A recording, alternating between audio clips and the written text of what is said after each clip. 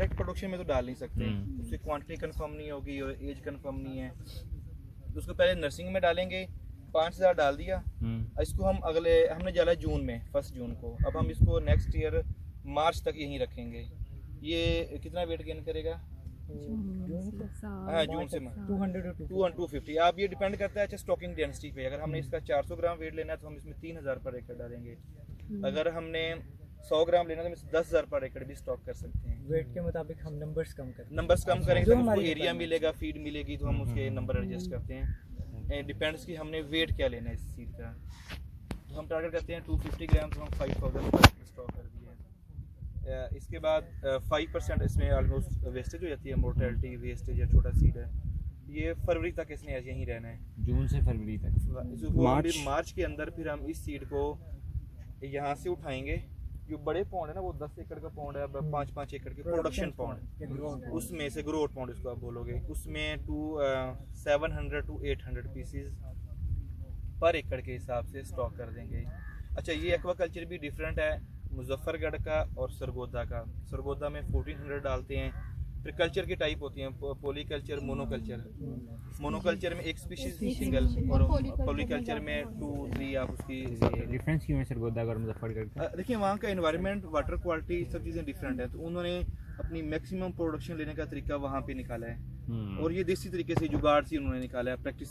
इसका मतलब ये कि बायोमास ऑलमोस्ट सेम निकाल रहे हैं दोनों। तो जो 800 डाल रहा है वो भी बायोमास एक फार्म से सेम निकालेगा, और जो 14 डाल रहा है, 1300 डाल रहा है, वो भी बायोमास सेम निकालेगा।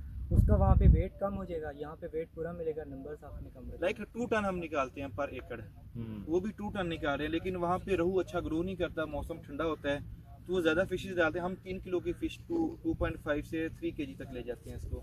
वो फिर उसको, क्योंकि 1 kg 1.5 kg से अबव नहीं जाती वहाँ पे फिश, पानी भी थोड़ा खा रहा है, TDS उसकी ऑलमोस्ट 6000 एंड अबव है, तो वो फिर ज़्यादा फिशेज डालते हैं बीच में, सिल्वर, मुराखी और गुलफाम डाल के, ताकि उनका वो वेट 1.25 kg करके भी 2 टन को ऑलमोस्ट टच कर जाए। टेम्परेचर थ्रो वो जो है वो मैटर करेगा। हाँ, टेम्परेचर बेसिक जो चीज़ें मैटर करती हैं उसमें आपका टेम्परेचर, फिर ह्यूमिडिटी कितनी है आपकी, ये एक्सटर्नल चीज़ें जो मैटर करती हैं। इंटरनल फिर वाटर क्वालिटी पैरामीटर आ जाते हैं उसके अंदर। सर, उसमें आपने वो प्रोडक्शन पॉन्ड है, उनको क्या नाम दिया? Nursery pond. Nursery pond. Sir, इनका कोई जो एरिया होता है वो भी होता है कि प्रिसाइज होता है कि इसमें से लेके इतना एरिया होना चाहिए? एक जनरल कॉन्सेप्ट होता है कि नर्सरी पॉन्ड छोटा रखा जाता है, ताकि इसमें से हमने कैचिंग करनी होती है। छोटा बच्चा है, छोटे बच्चे को फीडिंग भी ताकि पूरी स्प्रेड हो। तो बड़े पॉन्ड में तो वो फिर जो बच्चा उस कोने पे, उसको यहाँ पे फीड नहीं मिलेगी, इसलिए फिर छोटा साइज और लंबा, 5 एकड़ या बिलो 2 kg का आइडियल है, 3 एकड़ का आइडियल है, 2 एकड़ का आइडियल है। हर 5 एकड़ की प्रोडक्शन के साथ 1 एकड़ आपकी नर्सरी होती है। तो प्रोडक्शन हम 10 एकड़, जितना रहू के लिए जितना बड़ा पॉन्ड होगा उतनी अच्छी। हम 10 एकड़ भी, सरगोदा में 30 एकड़ के पॉन्ड है, 20 एकड़ के। सर, एक पॉन्ड में एक स्पीशीज की फिश होंगी या डिफरेंट हो सकती है? पॉलीकल्चर और मोनोकल्चर मैंने बताया। जो मोनोकल्चर करते हैं हम, या मोनोकल्चर के सिर्फ रहू डाल रहे हैं। कुछ पॉन्ड हमारे पॉलीकल्चर के हम थैला और रहू डाल रहे हैं। सरगोदा में फुल पॉलीकल्चर है, लाइक सिल्वर 3 to 4 स्पीशीज डालते हैं, तो मोर देन 1 स्पीशीज पॉलीकल्चर में आ जाएगा। तो दोनों पॉसिबल हैं, उसकी आपको टेक्निक, फिश की नेचर, फीड, हर चीज़ समझनी होती है, तो पॉसिबल दोनों ही है। ज़्यादा होती है मोनो की पोली की? पॉलीकल्चर की। और सर, जो एग्स होते हैं बेसिकली आप पहले कहाँ से लाते हैं? पाकिस्तान से? वो जब हम हैचरी जाएंगे ना, वहाँ एग्स दिखाएंगे, वहाँ एग्स हमने लिए हुए हैं वहाँ पे, तलापिया के चल रहे हैं, तलापिया के एग्स लेके भी दिखाएंगे, बूट्स तक दिखाएंगे जिसे हम एग्स लेते हैं, वो सारा कुछ वहाँ पे है। इस जगह मछली पालने की हद तक आप देख रहे हैं कि हम मछली पालते कैसे हैं। पॉलीकल्चर में नहीं हो सकता कैनिबलिज्म, वो एक दूसरे को खाने ना लग जाए? नहीं, वो स्पीशीज एडजस्ट की जाती है ना, और साइज वाइज। पाकिस्तान में कैटफिश की स्पीशीज में मल्ली आती है, सिंगाड़ी आती है, सोल आता है, कैटफिश, अफ्रीकन कैटफिश, वो हैं कहने। हम जो रहू डाल रहे हैं उससे छोटे साइज में वो डालेंगे, लेकिन पॉलीकल्चर उसका करते ही नहीं है। हम पॉलीकल्चर में कैनिबलिज्म को एक साइड छोड़ते हैं, और ओमनीवोर्स, हर्बीवोर्स, कार्निवोर्स, तो हम उससे क्लासिफिकेशन करने के बाद यहाँ पे सर नर्सिंग के दौरान जो उनकी फीड है वो कैसे डिस्ट्रीब्यूट करते हैं आप, मतलब entirely? Maximum points like 5 to 7 8 points बनाए होते हैं हमने। फीड कौन सी होती है? फ्लोटिंग फीड या फीड? जो आर्टिफिशियल फीड है उसकी भी अब फ्लोटिंग है, एक्सट्रूडेड, कुकड सिंकिंग भी होती है, फिर मैश फीड भी आती है, फिर होम वेट। तो हम टॉप क्वालिटी यूज़ कर रहे हैं फ्लोटिंग फीड, लेकिन सभी यूज़ की जा सकती हैं और सब लोग हर किस्म की फीड यूज़ करते हैं। जैसी फीड होगी उसको फिर डालने का तरीका भी वैसा ही होगा। अगर आप फ्लोटिंग यूज़ कर रहे हैं तो आप हवा के रुख में उस तरफ से डालेंगे, हवा तैरती तैरती पूरे पॉन्ड में आ जाएगी। अगर सिंकिंग है तो आप पॉइंट्स बनाएंगे प्रॉपर पॉन्ड में और हर पॉइंट पे फीड डालेंगे, बच्चे को वो टेम हो जाएगा उस हिसाब से, उन पॉइंट्स पे आके बच्चा फिर फीडिंग करेगा। आर्टिफिशियल फीड, ये आर्टिफिशियल, नेचुरल फीड, ये जो ग्रीनरी नजर आ रही है फाइटोप्लैंक्टन एंड ज़ूप्लैंक्टन। ज़ूप्लैंक्टन के नाम बताएं एटलीस्ट, चीज़ें भी डाली जाती हैं, लाइक मैन्योरिंग की जाती है। बेसिकली हमने इसका बैलेंस रखना है कि जो फाइटोप्लैंक्टन हैं प्लांट वो ग्रो हों, उनके ऊपर फिर ज़ूप्लैंक्टन उनको फीड करता है और फिश फिर उन दोनों को फीड करती है। तो उसकी डाइजेस्टिबिलिटी भी बहुत अच्छी है और फिश के लिए फ़ायदेमंद है। तो इसलिए फीड, क्योंकि हमारी फ़िश के टाइप्स हैं, फिर फिल्टर फीडर और एक सिंपल जो माउथ फीडर होती है। फ़िश जो है ये फिल्टर फीडर है, हमारी जो रहू होता है ये मुंह में से पानी लेती है, गिल्स में से निकालती रहती है हर टाइम, तो इसमें जो भी लाइफ है, जो भी फूड है वो अब्जॉर्ब करती रहती है। तो अगर जब आप कैट फिश डालेंगे तो उसके लिए आपको कलर मेंटेन करना ज़रूरी नहीं है, क्योंकि वो सिर्फ फीड लेगी, फीड इनटेक करेगी। तो इसलिए ये इंपॉर्टेंट है आपके लिए इसको समझना। ये कैसे होता है, ये हम नीचे बेड पे थोड़ी सी मैन्योरिंग करते हैं उसकी, गोबर वगैरह, वो क्वांटिटी फिर आपको एक्यूरेसी में बाद में बता देंगे। उसके बाद उसके ऊपर लाइमिंग डिसइंफेक्टेंट करने के लिए, उसके बाद फिर उसमें 1 फीट पानी कर दिया जाता है ताकि वो डिकम्पोज हो जाए, उसमें जो अमोनिया है वो गैसेस निकल जाएं। उसके बाद फिर उसमें हम सम टाइम मेडिसिन यूज़ करते हैं, जो कीड़ा बहुत बड़ा पैदा हो गया वो ख़त्म हो जाए। उसके बाद फिलिंग करते हैं, फिर यूरिया और DAP बराबर मिकदार में इसमें लगाते हैं। अच्छा, ये भी एरिया टू एरिया वेरी करता है। सरगोदा साइड पे यूरिया DAP नहीं लगती, बाद इलाकों में DAP नहीं लगती, वो आपको सॉइल समझनी पड़ती है, पानी समझना पड़ता है, डिफरेंट का आप फर्टिलाइजर यूज़ करते हैं ये कलर मेंटेन करने के लिए, तो वो वेरी करता है। वो टाइम के साथ बेसिक कॉन्सेप्ट ये हो कि ये कलर बनाना है और ये खादों ने बनाना है, और ये मेंटेन होगा तो फिश फीडिंग भी करेगी, फिश हेल्दी भी रहेगी, आपको फ़ायदा भी होगा। तो बेसिकली 4 to 5 kg पर एकड़ के हिसाब से हम डोज यूज़ करते हैं। जनरल डोजर आप जनरल डोज वेरी करता रहता Vary है colour of sir best soil कौन सी होगी इसके लिए? बेस्ट सॉइल देखें, फिश एक्वाकल्चर बेसिकली प्रमोट करता है जिस सॉइल पे आपका एग्रीकल्चर नहीं हो रहा, उस आपको लैंड को यूटिलाइज करें और उसमें से कुछ चीज़ें कमा। तो आपके लिए बेस्ट सॉइल पे तो आप एग्रीकल्चर करेंगे ना, आप उस पर जाएंगे नहीं। ये वो जगह थी जो सन 2000 में 50,000 रुपये एकड़ सेल होती थी, पानी खड़ा था यहाँ पे, सेम फ्लोर था यहाँ पे। आज इसका 1 लाख रुपया पर ईयर हमारा ठेका देते हैं इस लैंड का। ये अगैर आबादी शिकार खेलने आते थे लोग यहाँ पे, तो इसको यूटिलाइज किया, अच्छी ग्रो निकल आई।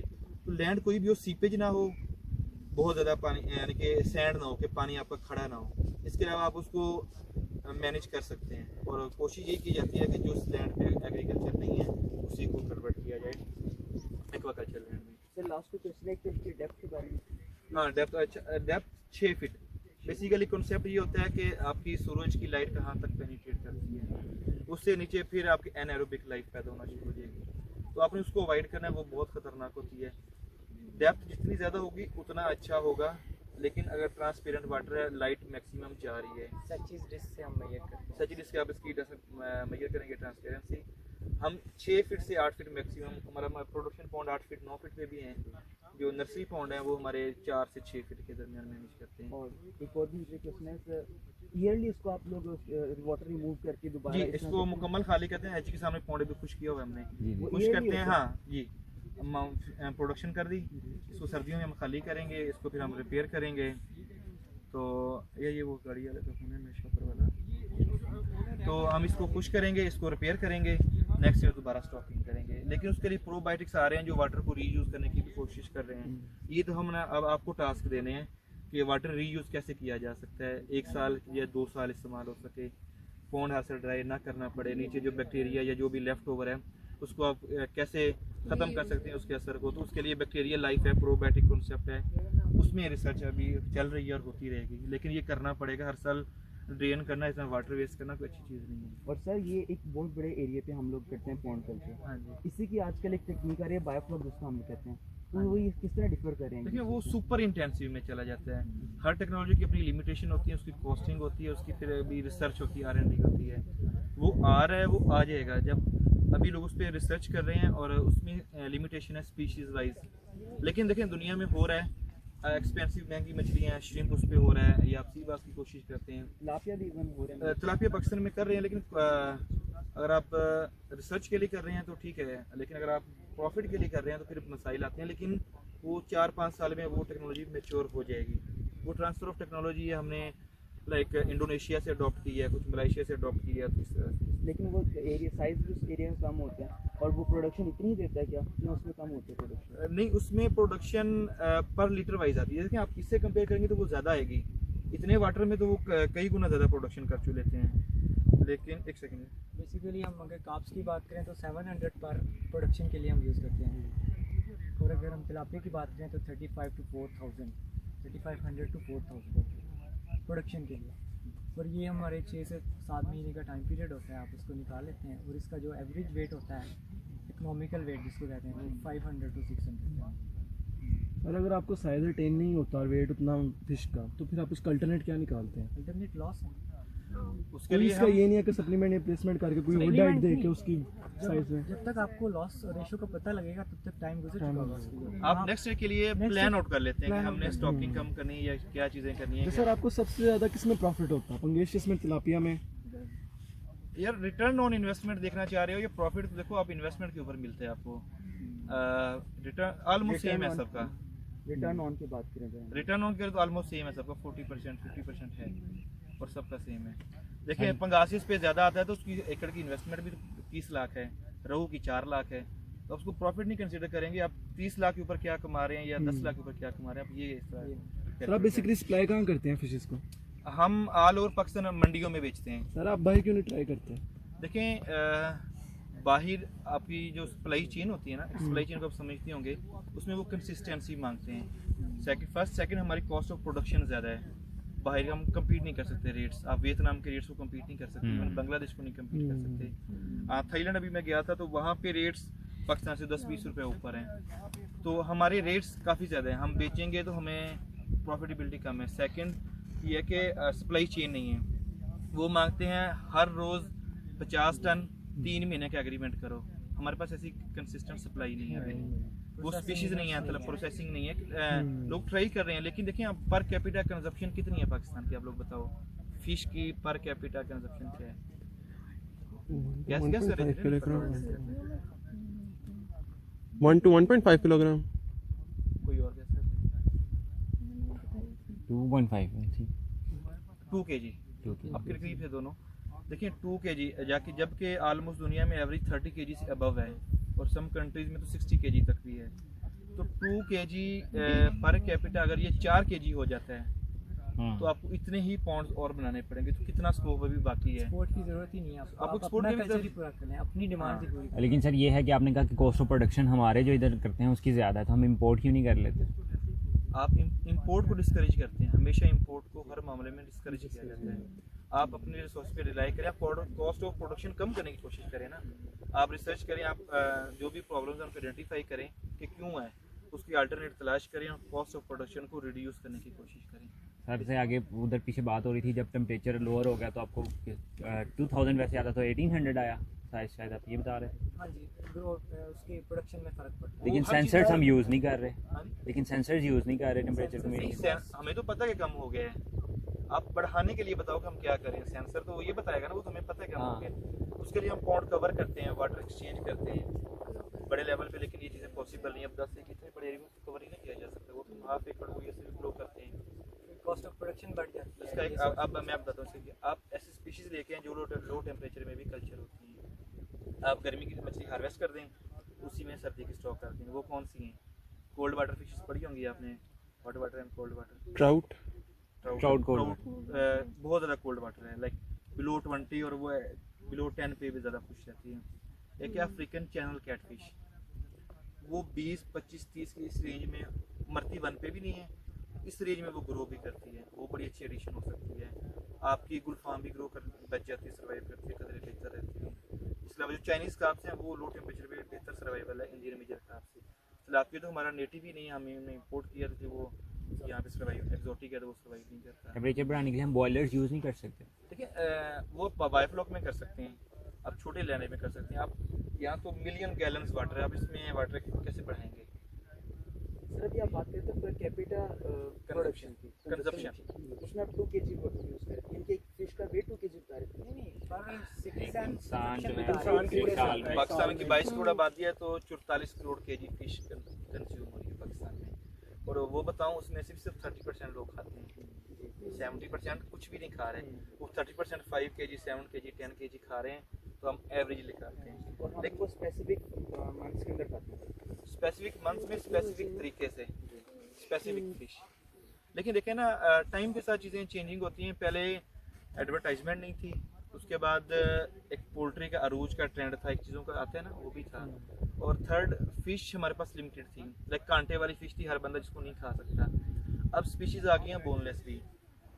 उन स्पीशीज़ का फ़ायदा होगा, हम घर के बच्चों को बड़ों को एजुकेट कर सकते हैं कि यार आप ये फ़िश खाएं। और दूसरा, फ्राई के अलावा भी फ़िश खा के देखें, डिशेज़ वेरी करें। वैल्यू एडिशन जब आएगी, हम हर चीज़ फ्राई करके खाते हैं, फिर कहते हैं कि फ़िश गर्म है, वो आपका मेटाबॉलिज्म को ऑयल है, ऑयली चीज़ें ख़राब करके आप कहते हैं फ़िश गर्म नहीं होती है। स्टीम फ़िश खाएं। थाईलैंड में हलाल फूड का इशू था, हम 13 दिन हमने फ़िश खाई है, दोपहर को भी और शाम को, क्योंकि वहाँ पे हलाल बड़ा मुश्किल था फूड का। एक दिन भी गर्मी नहीं हुई। यहाँ हम एक दिन खाते हैं, 2 दिन क्यों? वो स्टीम फिश थी, सी बास, लेमन सूप, पानी का उसको सूप, स्टिकी राइस के साथ, तो कुछ भी नहीं होता। तो ये कॉन्सेप्ट अपना भी थोड़ा चेंज हुआ कि ऐसा नहीं है, आप खा सकते हैं इसको, और गर्मी में सर्दी में खा सकते हैं। स्टीम खाएं, डिफरेंट स्पीशीज बना लें, कभी आप फ्राई भी कर लें। लेकिन आप इसकी डिशेस के ऊपर का युवास में बड़ा अच्छा है, इसके ऊपर हर साल होता है कुकिंग कंपटीशन। फिश की ऐसी चीजें लेके आते हैं बच्चे कि हम हैरान हैं, केक से लेके पिज्जा से लेके ईच एंड एवरीथिंग फिश। हमने भी लास्ट टाइम करवाया था खजूर फिश वाला दिया था। आप लोग ये किया ना, आप लोग जैसे कॉन्फ्रेंस होगी ना, उसमें हम एक ये आइडिया भी रख सकते हैं कि बच्चों को प्रोसेसिंग की अगर हम लोगों से बात कर रहे हैं, उनको इंटरेस्ट कर पाए ना, बड़े जो प्रोसेसर हैं उनके थ्रू बच्चों के थ्रू कोलैबोरेशन करवा के एक स्टाल लगाया जाए वैल्यू एडिशन का, जिसमें हम फिश के बारे में ये भी एक चीज कर सकें, नए प्रोडक्ट्स। बेशक बच्चे सेल करें उसको, फैमिलीज आएंगी, उनको पता ही नहीं होगा कि फिश का ये कुछ भी बनता है। जैसे उसको आप रखें, उनको इंटरेस्ट होगा, उनको आप सेल करें, उनको एटलीस्ट 50 लोग को खाने लग जाएंगे ना आप इस तरीके से, ये 50 फिर मल्टीप्लाई होते रहेंगे आहिस्ता, इस तरीके से। तो फिश डे पे ये चीज़ें हो सकती हैं कोलैबोरेशन से। ये वो है अपने पर कैपिटल कंजप्शन कैसे बढ़ानी है। एक्सपोर्ट की तरफ अभी हमें जाने का, सी फूड हमारी हो रही है एक्सपोर्ट की, कि आप श्रिम्प करें, उसको एक्सपोर्ट करें। जो ये फिश है ये अभी लोगों को खानी चाहिए। देखें, कल चिकन 450 से अबव था, जो बीफ है वो 800 के राउंड हो गया, और जो मटन है वो 1600 पे है। और फिश का गेस करें क्या रेट है यहाँ पे? 300, 350, 1.5 kg की फिश का 350 पर kg है। और आप सब समझते हैं कि खाने में सबसे अच्छा मीट कौन सा है? फिश का वाइट। मीट। तो प्रोटीन भी ज़्यादा वाइट मीट है। तो ये चीज़ें आगे बढ़ाने के लिए इससे छोटी छोटी चीज़ें मेहनतें होती हैं। जब 2017 में 2015 में हम करते थे तो इससे भी बहुत पीछे था एक्वाकल्चर। फ्लोटिंग फीड मिली 2015 में, 14 में पाकिस्तान में आई है, आज 15 फीड मिल हो गई है। तो आप जिस टाइम पे एंट्री कर रहे हो ना, ये इमर्जिंग टाइम है। आप लोगों को रिप्लेस किया हुआ है डीवीएम के लोगों ने। फीड मिलों पे एम्प्लॉयज़ कहाँ के हैं? डीवीएम के। मार्केट में लड़के कौन है? डीवीएम। क्यों? जोलॉजी के लड़के निकले ही नहीं, मिले ही नहीं। तो अब लोगों ने वो नॉन टेक्निकल है। देखिए, वो जितना भी टेक्निकल हो जाते हैं ना, अल्टीमेटली उनकी बेसिक फिश नहीं है, तो वो नॉन टेक्निकल ही रहते हैं। तो आप लोगों ने उन लोगों को आके रिप्लेस करना है, और अगले एटलीस्ट 10 साल तो इसको, इस सेक्टर को अभी आना है ऊपर इसने। और अब लड़कियों के लिए भी उसमें आ रहा है कि आप रिसर्च काफ़ी लोग कर रहे हैं, फीड मिल्स हैं, उनको रिसर्च के लिए बच्चे चाहिए, और एंटरप्रेन्योर बन सकते हैं, इसके अंदर डिफरेंट चीज़ें कर सकती हैं। आप यकीन करेंगे, एक्वा कल्चर वाला थाईलैंड में भी अमीर था। वीगो पे वो मछलियाँ का बच्चा सप्लाई करते थे, और एक फार्म पे 6-6 वीगो डाले, फॉर्च्यूनर पे वो हमारे साथ जाते थे और पौंड में घुस के में बच्चा दिखाते थे। इतना अमीर था। और हम जब बैंकॉक आके रुके हैं तो हर बंदा वही भाग दौड़, 50,000 की जॉब और मोटरसाइकिल, तो वो लाइफ ही और थी, लेकिन कपड़े अच्छे थे। तो एक्वा कल्चर वाले अमीर, और यहाँ भी ऐसा है। रोटेशन मेरी पर्सनल स्टेटमेंट देखेंगे 3 करोड़ अबव की है एनुअल, और मैं ये जॉब कर रहा था तो मेरी क्या होती, यही होती साल की 6 लाख की, 8 लाख की। तो वो जो चीज़ें हैं ना, एंटरप्रेन्योरशिप इसमें अभी बहुत है। आप आ सकते हैं, और एक्वा कल्चर में प्रॉफिट मार्जिन अभी 50% से ऊपर है। तो जब ये तक 20% तक पहुँचने हैं, तब तक आप लोग वहाँ से बहुत चीज़ें अचीव कर चुके होंगे। मुझे 2 क्वेश्चन है मेरे, कि आपने कहा कि हमारे जो फिशिंग डिपार्टमेंट्स हैं उनमें ऑलरेडी डीवीएम के जो है ऑलरेडी जो नॉट डिपार्टमेंट, मैं प्राइवेट सेक्टर, उन सेक्टर्स के अंदर हमारे डीवीएम को, ठीक है, तो हम अभी बीएस के अंदर अनस्किल्ड एक किस्म के, उनको कैसे रिप्लेस कर सकते हैं? जब आप स्किल्ड कैसे होता है बंदा? काम करने से होता है? देखिए जब स्किल आपकी स्किलेबिलिटी ज़्यादा होगी उनसे, क्योंकि आपने एक्वाकल्चर पढ़ा है, वो कोशिश करेंगे तो स्किल होने में ज़्यादा टाइम लेंगे, आप कोशिश करेंगे तो उनसे पहले हो जाएंगे। सर प्रैक्टिकल वर्क होता है, थ्योरेटिकल वर्क होता है, अगर हम थ्योरेटिकल वर्क के ऊपर कर लें तो क्या? थ्योरेटिकल वर्क में कुछ भी नहीं मिलेगा आपको। प्रैक्टिकल तो सारी साइंस सिफर से मल्टीप्लाई होती है। हम AIT के थ्रू गए थे, AIT का प्रोफेसर डॉक्टर राम, अपने शायद नाम राम सी बोजल नाम सुन लेंगे उनका, एशिया में एक्वाकल्चर के हेड हैं, और वो बंदा ऐसे करके बैठा था और उनसे पूछा था कि ये एक्स कैसे डालें, ये कैसे करना है। जब आप यहाँ आएंगे आपकी सारी साइंस सिफर है, आपको भी नहीं पता होगा ये पॉइंट कैसे मैनेज करना है, लेकिन आप इसको जब समझोगे और अपनी साइंस को मैच करोगे ना तो आप समझोगे बेहतर इसको। हम भी ऐसे ही आए हैं, कोई लंबी चौड़ी साइंस नहीं है। मैं भी 2017 का ग्रेजुएट हूँ, ऐसे ही सेमिनार्स में चले जाते थे, बैठते थे, उठते थे, फिर जॉब की, जॉब के बाद बिजनेस स्टार्ट किया, करते कराते आप 2018 से 2022 आ गए, ऐसे ही सीख रहे हैं, सीखते जा रहे हैं। हाँ जी, आप भी एंटरप्रेन्योर हैं, तो 100%। इसमें से फर्स्ट स्टेप क्या है? देखिए फर्स्ट आपको जॉब करनी चाहिए, आप उसको सीखो, अपने पैसे लगा के लाजमी सीखना, माँ बाप के किसी के पैसों पे सीखो, किसी के पास जॉब करो, वो रिसर्च कर उसको सीखो, 1 साल सीखो, उसके बाद इतनी लंबी इसकी चेन है कि आप कुछ प्रोडक्शन में आ सकते हैं, वैल्यूएशन में आ सकते हैं, सीड सप्लाई में आ सकते हैं, जॉब में आ सकते हैं, फीड खुद तैयार कर सकते हैं, प्रोबायोटिक्स में आ सकते हैं, बहुत सारी चीज़ें उसमें आप आ सकती हैं इसके अंदर। सर जब आपने स्टार्ट किया था आपने बेसिकली पॉन्ड कल्चर ही किया था या टैंकर के अंदर पहले नहीं, कल्चर हमें करना स्टार्ट हैचरी, किया था? बेसिकली मेरी फील्ड हैचरी है, हम्म, क्योंकि मेरे वाले साहब असिस्टेंट डायरेक्टर अभी रिटायर्ड हुए हैं, वो भी 36 ईयर हैचरीज में ही रहे हैं। तो हम तो जब 5 साल के थे तो हैचरी में खेला करते थे, स्टापू भी हैचरी की वो जो फर्स्ट में खेला करते थे, सारी उम्र वही देखी, ब्रीडिंग देखी। फिर मेरी 1 साल की इंटर्नशिप थी ब्रीडिंग के अंदर ही, इंटेंसिव सिचुएशन में ब्रीडिंग करवाना, तो एक मेरे ट्रेनिंग ही ब्रीडिंग की थी, मेरा शौक भी ब्रीडिंग का है, तो मैं हैचरी का बंदा हूँ, मेरा इस चीज़ का बंदा नहीं है, बेसिकली मैं हैचरी का हूँ। लेकिन अजीम आया, इसकी रिसर्च किस टॉपिक का था? न्यूट्रिशन का था।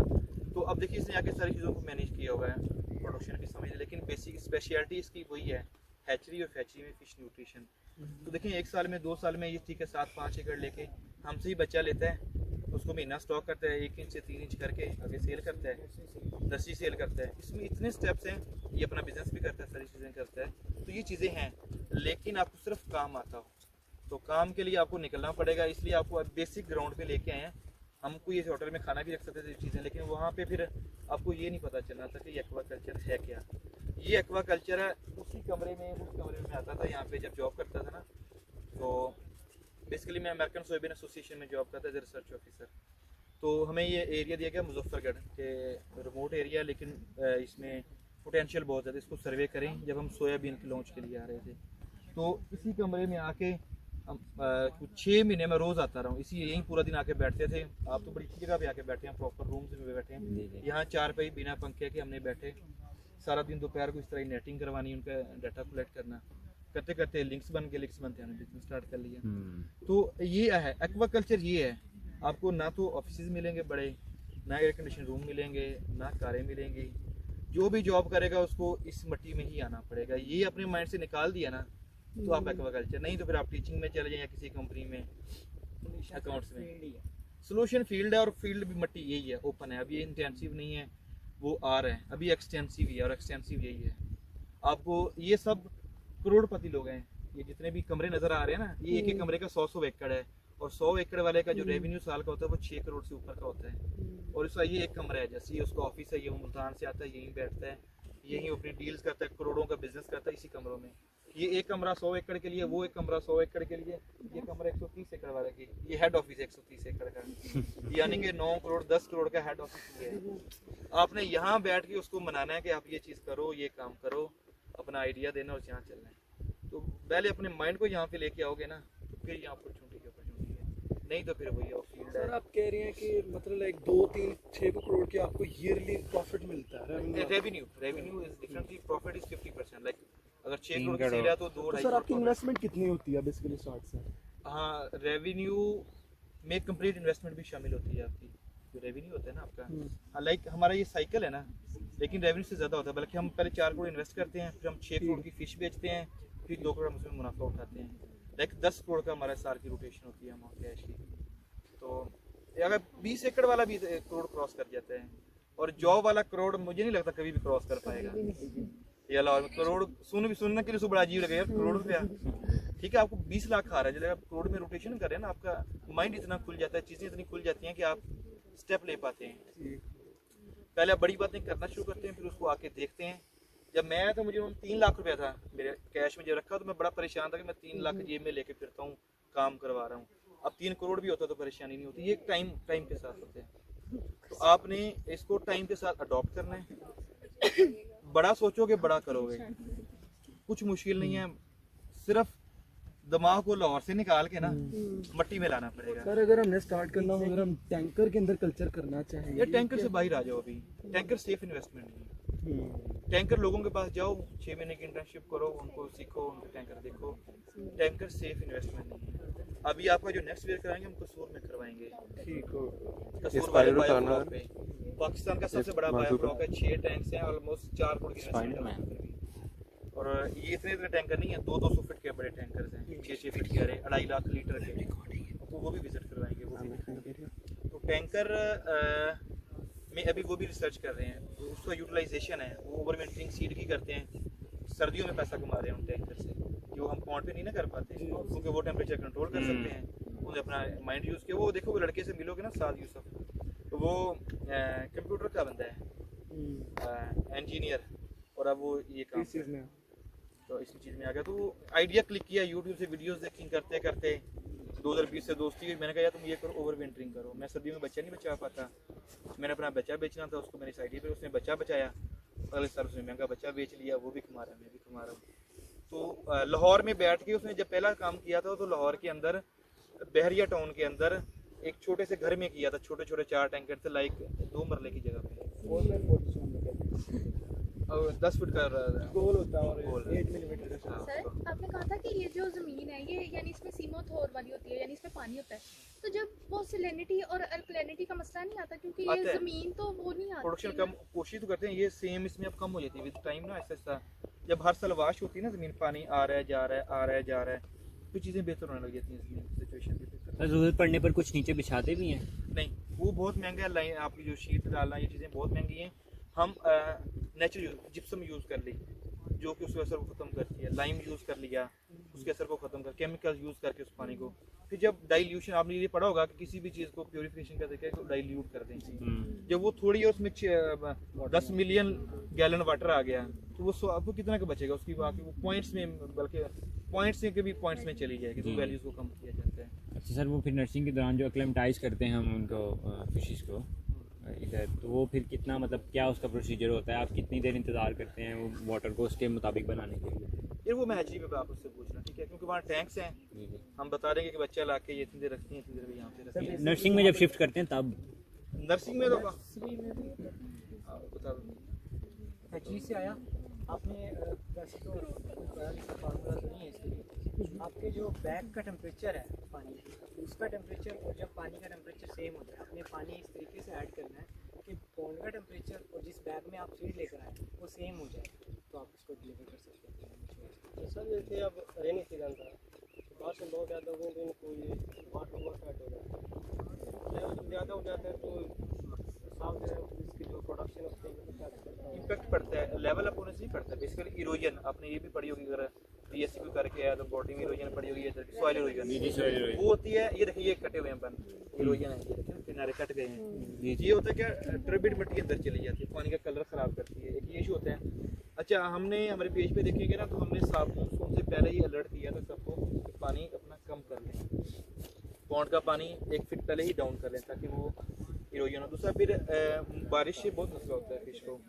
वो क्या होता है, पानी की स्ट्रैटिफिकेशन होती है, ऊपर का टेम्परेचर और नीचे का और है, नीचे का और है। जब बारिश होती है ना, तो ऊपर का पानी जब ठंडा होता है, तो जो नीचे का गर्म पानी है वो ऊपर आता है, उसे कहते हैं समर टर्नओवर। जब वो रोटेशन होती है तो नीचे का पानी ऊपर आता है, तो नीचे में जो एनारोबिक बैक्टीरिया बाकी चीज़ें वो उसको डिस्टर्ब करती हैं। सेकंड, धूप नहीं निकलती, तो जो डीओ है वाटर की, इस ये डीओ, वैसे भैया ये बताएं कि ये डीओ होती कैसे है पॉन्ड के अंदर? हाँ, कैसे? सर बेसिकली जो पानी वाइब्रेट होता है उसके अंदर, हाँ, 2 चीज़ें बराबर है। एक तो हवा से ये ले रही हो रही है, जो सबसे टेक्निकल है वो फाइटोप्लैंक्टन है, क्योंकि ये नीचे तक है, लेकिन ये बहुत, जितने ये फायदेमंद उतने ये नुकसानदेह हैं। प्लांट देखा है अंधेरे में क्या करता है, कार्बन डाइऑक्साइड ऑक्सीजन यूज करता है। तो जब धूप नहीं निकलती 2-3 दिन, सनलाइट नहीं होती, तो